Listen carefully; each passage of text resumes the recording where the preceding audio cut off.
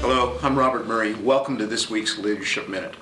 The question I have this week is, what can I do for bettering communication? Communication is a tough one, and it's one of those ones that most leaders struggle with in business.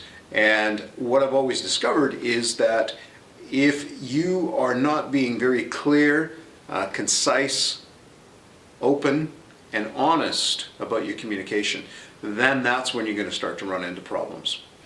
I always make sure as well that, especially now in the workplace when we have multiple different generations, is that I use different forms of communication.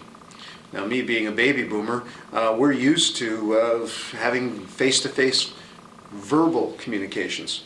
But as we transition into new leaders coming into the workplace, we have to be ready to not only use verbal communications, written communications, whether that be email, and by the way, email is probably going to go by the way of the dinosaur, and social media. We need to start to think about using social media in the workplace to communicate with our younger millennials and Generation Z, which is coming on screen.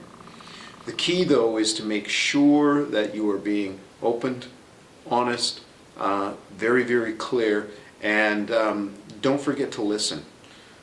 Most leaders love to hear the sound of their own voice, and they forget that listening is one of the most powerful communication tools that we have as human beings. That's it for this week. Thank you very much. We'll see you next week.